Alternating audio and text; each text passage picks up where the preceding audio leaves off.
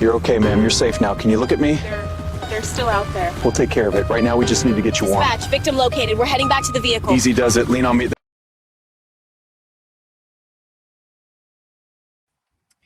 Hello and welcome back to Creme de la Cringe. I am Colleen and I'm here with Trista. Hi, guys. You have a case that's kind of close to home. I do. So this case actually involves my youngest daughter's dad, uncle. So it'd be my daughter's great uncle. He is on death row in California. And I mean, granted, California's changed all their things, right? Where they're technically not on death row anymore. But yeah, it's kind of close to home. I do know from personal accounts with my daughter's mom or grandma, sorry, that the day she realized that he did it was the day she no longer had him as a brother. So never talked to him, nothing. I can't even imagine how horrible it would be to have that in my family. You know what I'm saying? Yeah. I mean, and especially what this case entails, how horrific. Yeah. Is this going to be a multi-part case, Trista, or are we just going to go through it? I'm going to go through it, and I might be able to add more as time goes, just because there is some appeals going on. One of the co-conspirators did pass away in prison to natural causes, but Mr. and I want to make sure I have his name right. Well, let's go through the case. Let's go. Yeah. So the case is there's crimes, that become part of a community's memory forever, not because everyone remembers every detail, but because everyone remembers where they were when they heard about it. And this is one of those stories out of Tulare County, California, to a small neighborhood called the Metheny Tract. And I might have pronounced that incorrectly. It's the Metheny and... I'm sorry, Tulare, is that by Modesto? It's by Visalia, Bakersfield. Fresno. That kind of area. Gotcha. Sorry. Okay. Yeah. So in December of 1988, an 11-year-old girl named April Holley disappeared into the darkness of a cold, foggy night. What investigators uncovered the next morning would horrify even seasoned detectives. So she was 11 years old, was described as an energetic, helpful, and independent little... I mean, man, I just think about that and I'm like, gosh, Star's only 14. How old was April? 11. She was 11. She's a little baby. Yeah. I just look at Star and I'm like, man, 3 years ago. Yeah. She often stayed with family friends on weekends, babysat younger kids, and rode her bicycle all around the neighborhood, which back in that day, who didn't? You were out till the street light comes on. We didn't have everything like we do now. April lived with her mother, Naomi, and an older sister in a trailer in the Metheny Tract, an unincorporated community just outside of Tulare. So it was a little bit outside of Tulare. And mind you, back in 88, it probably was not as big as it is now. I've only been to Tulare 3 times. I'll bring it up on Google Maps while you're talking. Tulare. So Tulare is all farmland. Yeah, I mean, and, now it's bigger, but it is. I remember going through there because I was an FFA, right, and we had competitions for showing our animals and doing stuff. And the Tulare kids, they were pretty good at what they did. Well, and that's actually how I come to meet Star's dad was his mom had met her boyfriend, who she was still with at the time that she passed, at the big agriculture show that they have down there. So he went down there from Buell, good old Buell, Idaho, and they met, and then one thing after another, she moved up here. Eventually her kids moved up here. And then I met Star's dad years later. So yeah, it's not big. No, Sequoia National Park is up here. And then you have Tulare. And then you have Coalinga, which is the like epicenter for all the. And they have earthquake studies in Coalinga because Oh, of the. okay. Look Yeah, at that's. you knowing where that is. I know. Well, yeah, we have the San Andreas Fault that comes through here. So Oh, yeah. yeah. So this I is mean, the this is fault that they've always said is going to drift California off into the ocean one day. yeah. Yeah, well. Um so this is now much bigger than it used to be. I mean, this used to be, instead of little tracks, this was just all farms. So Yeah. to And that's give how it you was back in 88. I mean, and everything's just boomed since then. But so she lived with her mom outside of Tulare. It was a modest area where neighbors generally knew one another and children were accustomed to coming and going freely. I mean, and I get that. I was raised in a trailer park for some years, and yeah, you just come and go. No one imagined that a familiar face, not a stranger, would become part of one of the county's most devastating child unaliving cases. Mm. So on December 3rd, 1988, that weekend, April was staying with family friends. On Saturday afternoon, a disagreement arose after money belonging to another child was found in April's coat pocket. The adults tried to return her home, but her mother wasn't there. She was at like one of those Tupperware parties. Oh yeah. Um, April later asked to go back to the trailer, believing her mother had returned. Two of the teenage girls of the family friends that she was staying at were the ones that drove her home through the dense Central Valley fog. So it was a really foggy night. As they arrived, they noticed something that reassured them: the television was on. So these two teenage girls saw the television on. They assumed, I mean, and this is why you don't Somebody's assume, home. someone was home, Yep. believing that, so they believed April was safe and let her go inside. They didn't realize that April knew that the back door to the trailer was always unlocked. And so that's actually how April got into the trailer, was because it was unlocked. Because she went behind the trailer as they dropped her off. Okay. Yeah, that was the last confirmed sighting of her being alive, was from them. So the following morning, concerns grew when April couldn't be found. Someone entered the trailer, and inside the bathroom, they discovered April's body in the bathtub. At first sight, it appeared she had drowned, but the responding officers quickly realized something was terribly wrong. And she didn't just drown because they thought what she drowned, they say what you could drown in a teaspoon of water or something like that. I can't remember. It's a little bit of It's water. very little, yes. And that's what they had originally thought, that she had drowned in just a small amount of water. But the autopsy revealed she had been assaulted in numerous ways. Ugh. And A it 10-year-old. A 10-year-old. 11-year-old. 11-year-old. 11. 11-year-old girl. And she was drowned. Mm. Yeah. Mm. Investigators immediately shifted from a possible accident death to a homicide investigation. Yeah. Tulare County had just become the scene of one of the darkest crimes. Searching for answers, the investigation moved quickly. Hundreds of interviews were conducted. Detectives learned that two men known to April had been in the area that night.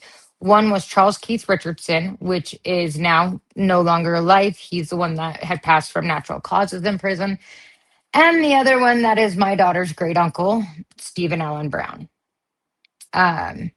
Both had histories of sexual violence.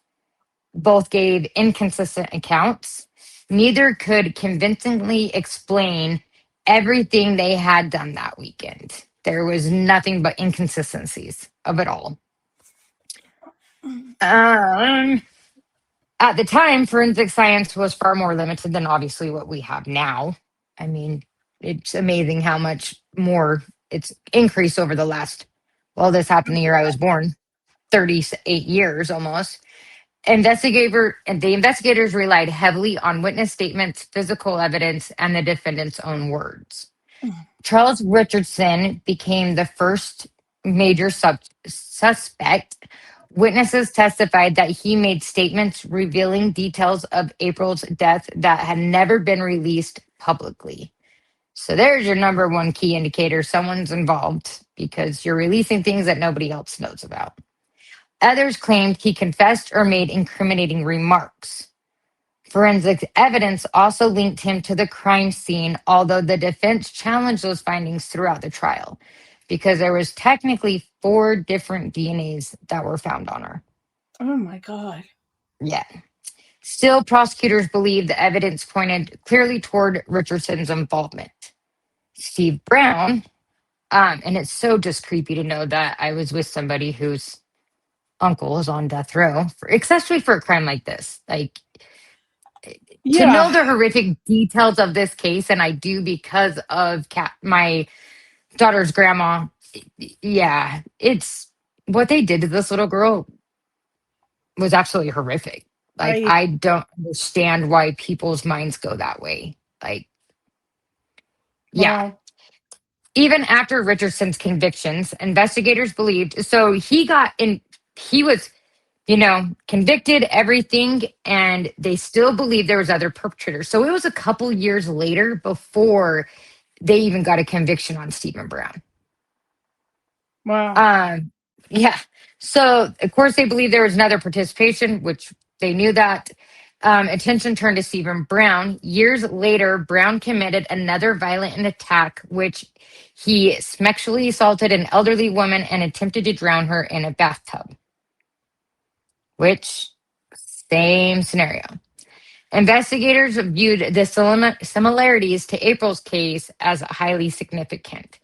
Combined with witness testimony and additional forensic evidence, prosecutors concluded Brown had participated in April's murder alongside Richardson. Charles Richardson was convicted in 1992 of murder, burglary, rape, sodomy, and lewd acts against a child. So that kind of opens the door of what they did. And they returned with a death sentence in California. Stephen Brown was later convicted for his role in the murder and also sentenced to death. In 2014, he appealed it, went to the Supreme Court. They upheld his conviction and sentence after reviewing numerous issues raised on appeal. So he tried, and I actually have the full appellate case. So that's why I'm saying, like, there might be a little more to this. I just haven't dived deep into all of it, but this was something I wanted to open the door for us because the whole scenario, and it's really close to home in a sense. As I said, Richardson died in prison of natural causes. Brown remains incarcerated. California has maintained a moratorium. I don't think that's accurate. On execution. Yeah. So pretty much so they won't execute him. Like, well, whatever. So I was bringing up something because I haven't researched this case at all. This was your case, so I was just reading something in that. Are you aware of how they linked Brown to this crime? It was, I believe, through either DNA or what he had did to the elderly. Yeah, that elderly woman. So was Richardson was arrested first, right? They didn't have any evidence on Brown.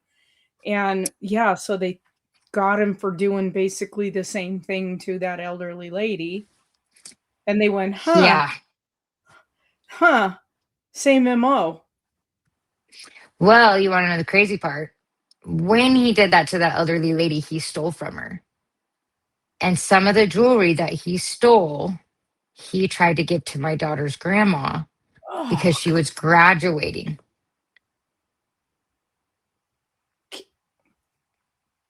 Can you imagine that? No. I mean, I've so seen that's this when other she crime shows where like they go, hey, that's the watch of the lady that your husband murdered, that kind of thing. Yeah. So yeah, she was graduating. She told me that she was getting ready. I can't remember if it was like a CNA graduation. It was out of high school because she was a little older.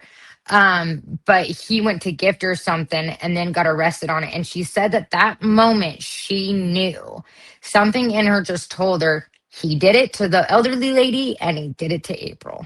And she was like, and that's when I never spoke to my brother again. And she never has. I honestly couldn't tell you if he knows that she's no longer here, that she had passed away a few years ago because nobody talks to him.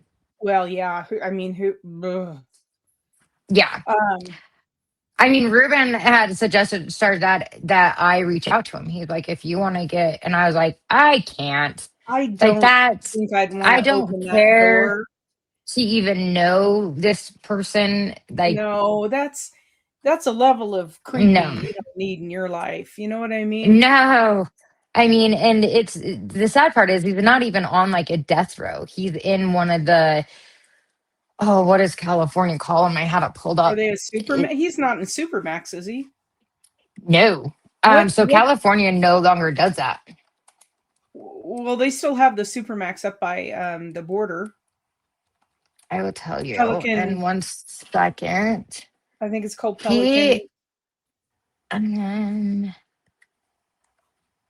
I, Yeah. So if he's still in prison, he's in prison for life. Then if they he is, and with they no convicted chance of him. parole, right? Since he was No, convicted, right? as far as I know of, no.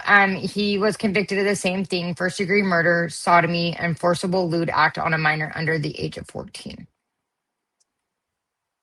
Wow. And oh, where is he at now? Because I mean, now California has that California Department of Corrections and Rehabilitation. So they Yeah. don't, There's no rehab. I'm sorry, guys. There's no rehab. I don't think you can rehab somebody on a case No, like this. Like, not like for one, this. how This do you think it's okay to do that to a little kid, for one? there's no Like, rehab. You might be able to rehab somebody who's petty theft, and maybe you can rehab them so they don't turn into major theft crimes and then get into gangs and stuff. There's no rehab for somebody like this. Now, somebody in our audience may disagree, but I'm telling you, um, my parents were law enforcement. I dated a correctional officer for years and years. My friends are correctional officers. There's no rehab. no, These not for people something only like get this. more hardened in prison, and Yep. the level of hate and darkness they have in their heart is unlike anything you've ever seen. It's wild to me. Like, how, Where is so he is at the High Desert State Prison in Fresno. Fresno? So he's right there. Yeah. He is Yeah. right And I there. mean, and it's not a maximum secured No, he's not facility. in him. Well, high I don't desert. think any of them are. Oh Yeah. yeah, they are. They still have Supermax. Um, um, they still have that Supermax like they have Pelican Bay. Um, Well, he should probably be like at Pelican Bay because well, he's like Pelican Bay, psycho. but they do stuff like that. Well, so my ex-boyfriend who was a guard up there for a long time, right after they opened it, they put the worst of the worst. The guys, it's Pelican Bay is nothing but gangbang. It's one gang versus another gang versus another. They're the guys that are Mm, so out of control that they can't control them in any other prison. So they basically put them in there, and what are you going to do? I mean, if they go at each other, they go at each other. You can't you can't I stop guess them, doing the rest of us a favor, right? right? It's like a dog fighting ring. You're just putting them all in a confined space and letting them fight. Because what else are you going to do? They're Yeah. they're people who will never be able to come back out in society. So high So at desert, this prison he's at, it's now a vocational, now referred to as a career technical education.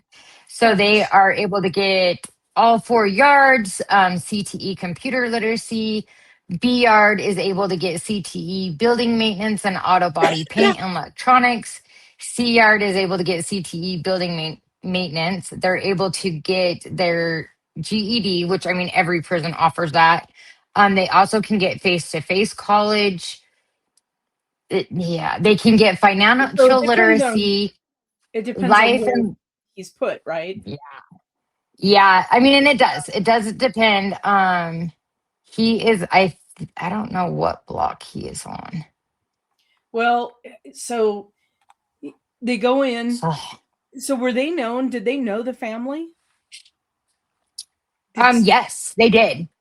so one of them Yes. knew the family, at least one of the guys. And you think that there was 4 people involved because there was 4 sets of DNA? So from the stuff I had read on some of the appellate court and the court documents, there was more DNA, but they've never been able to prove who it was. I wonder if they'll ever do the familial on that. And they might, or maybe just kind of leave it alone. It's a pretty gnarly, like just there actually is a book on it, and it's called Murder in Metheny, the April Holley story.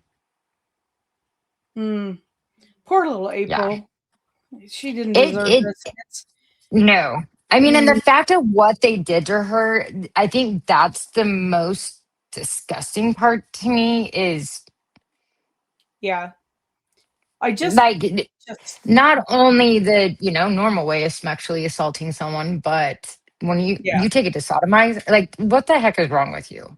right. Like, Yeah, there's if you believe in hell, there's a special place in hell for people like this. Um I got his picture up here. Actually, this made it onto Reddit. Somebody posted this and put his picture up there. oh, did they of Steven? Yeah. Or is It's that one under the Charles? it's Stephen. It's under the true crime discussion. And it was posted 2 years ago. Actually, it came up when I just it was put in her name for the search, Poor little child. I just don't people who hurt kids, I don't I have no why respect for we it. can't do more to the people who hurt children is beyond me. Now I know that's a level of vigilantism that some people don't agree with, but you Oh, cannot. yes. So you You want to know see something her? really crazy?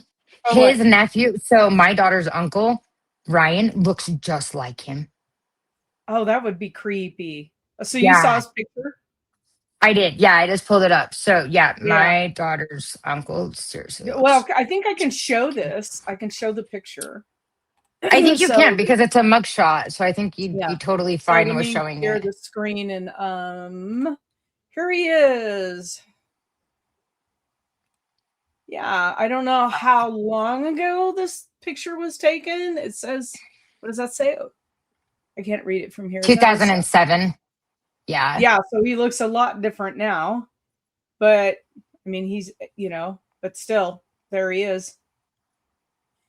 Yeah.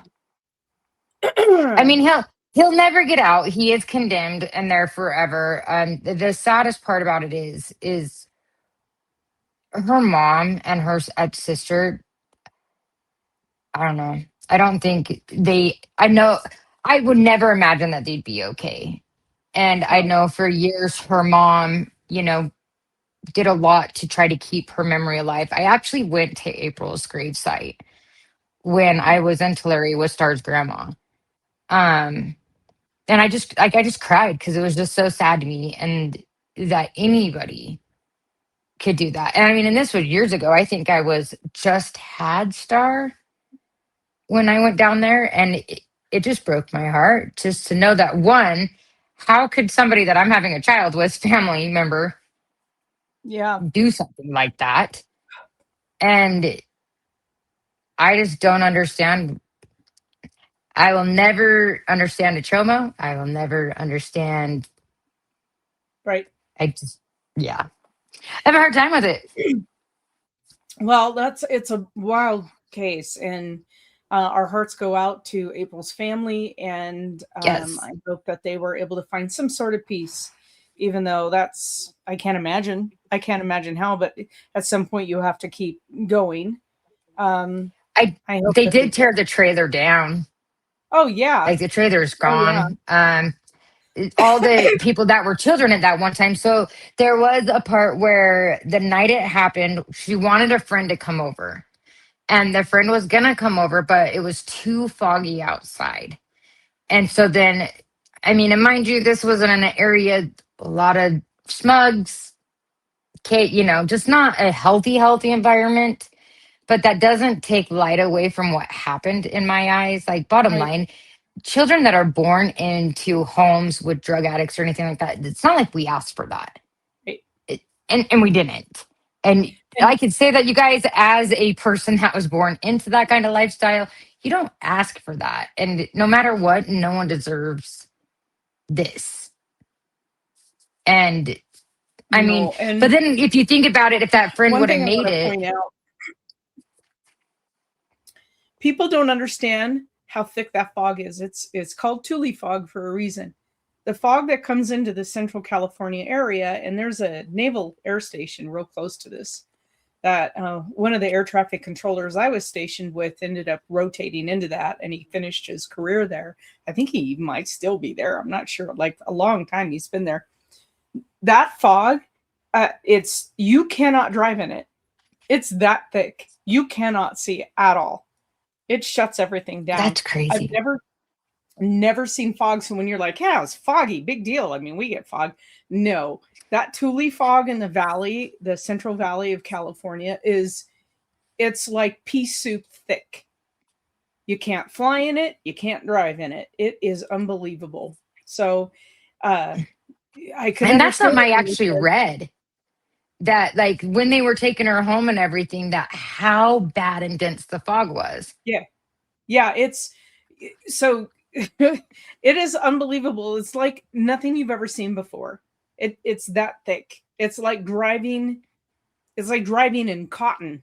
It's that thick. You can't Mm. see. You just stop. You pull over on the side of the road because you can't keep driving. You hit these walls of fog down there. That's unbelievable. And they have, so now with weather forecasting, they're able to tell people and give them some heads up. But I remember schools get shut down, airports are shut down. It's that dense. So That's crazy. yeah. So when they say that the little girl couldn't come over, her friend couldn't come over because of the fog, yeah, it's that bad.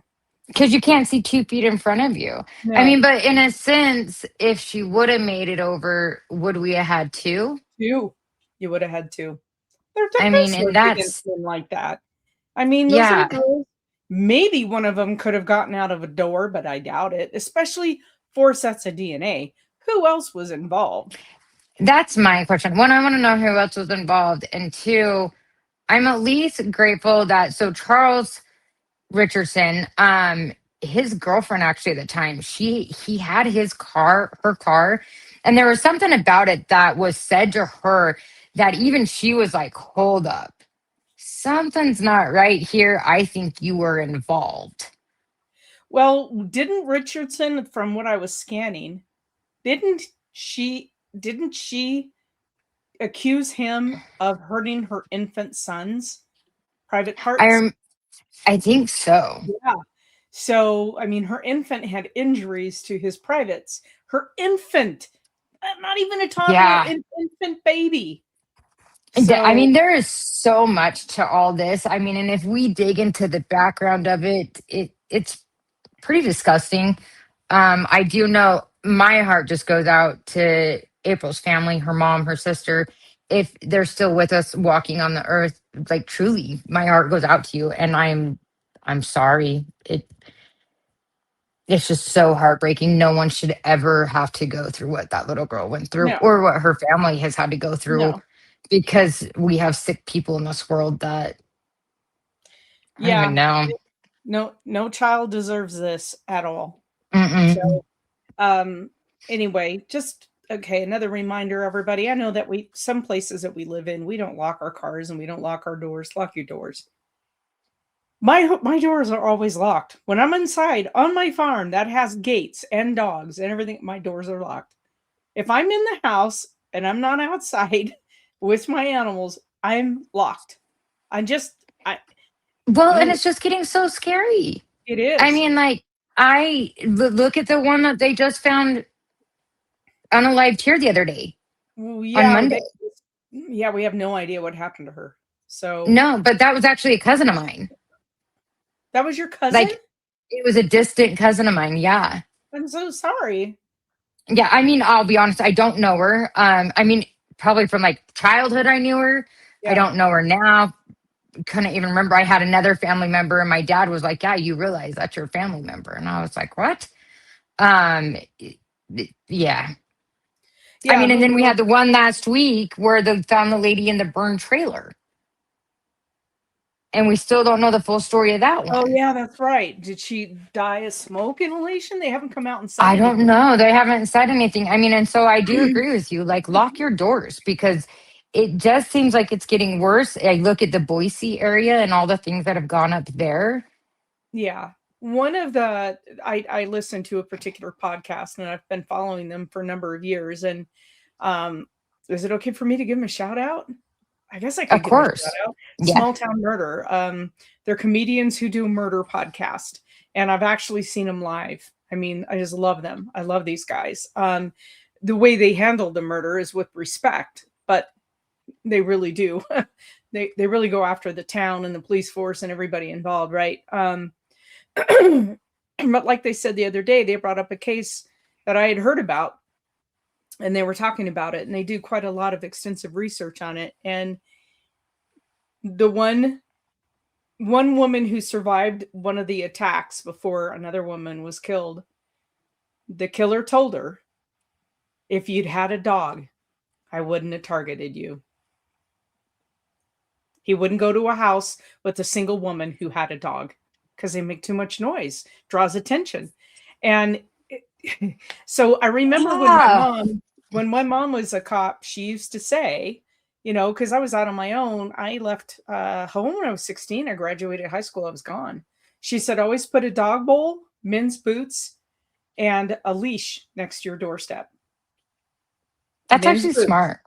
Yeah, because they think there's a man there. Because go buy some used men's boots, put them next to the door, a dog bowl, and a leash, even if you don't have a dog. She goes, I'll look Like, at that's that. like, They'll look twice and they'll go, nope, we're out. mhm. Because they don't know. They don't, is the dog asleep in the house? What kind of dog is it?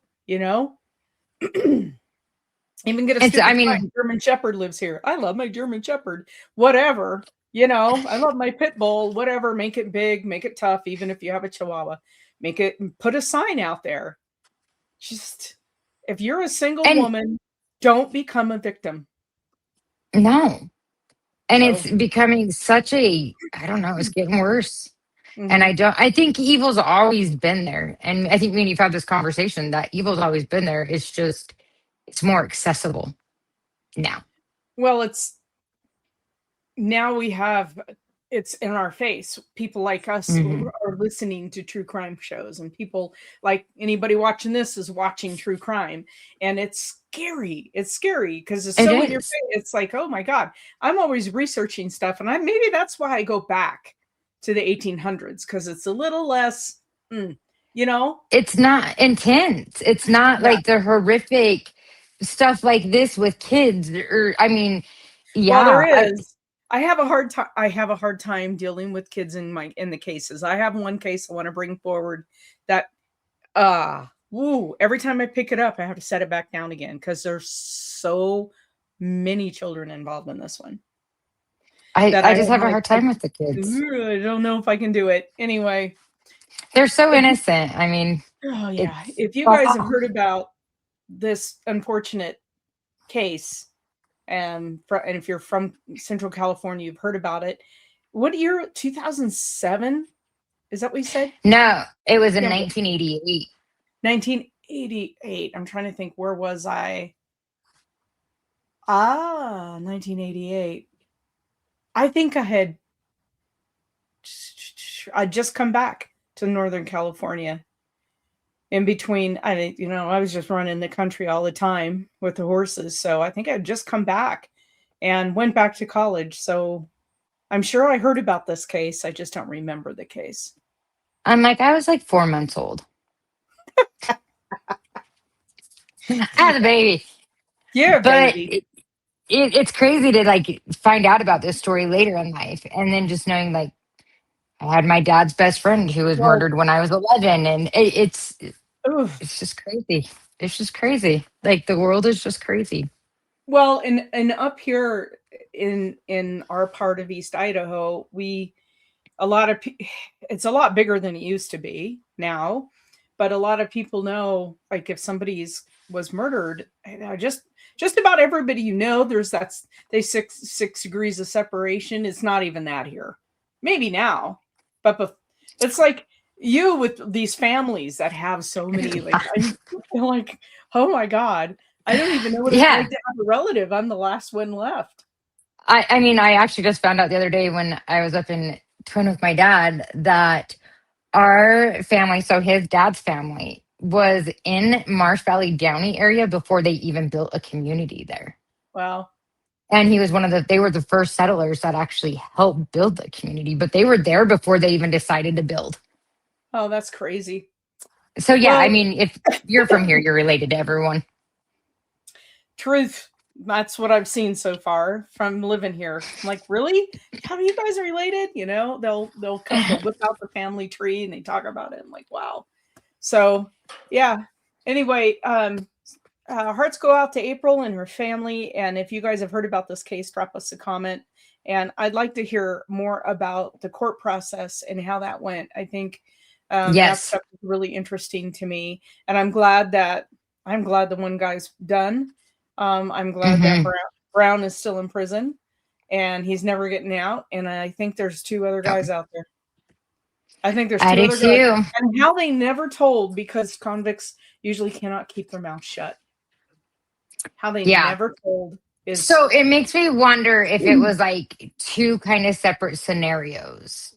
Like, I don't know. I mean, that's something you'll have to talk about and kind of maybe build something else about.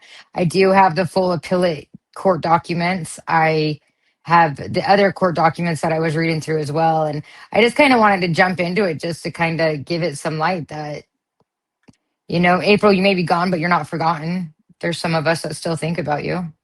Yeah. Yeah. All right, guys. We'll bring you another case in another week. We'll talk to you soon. Thanks, Stay guys. safe out there. Lock your doors.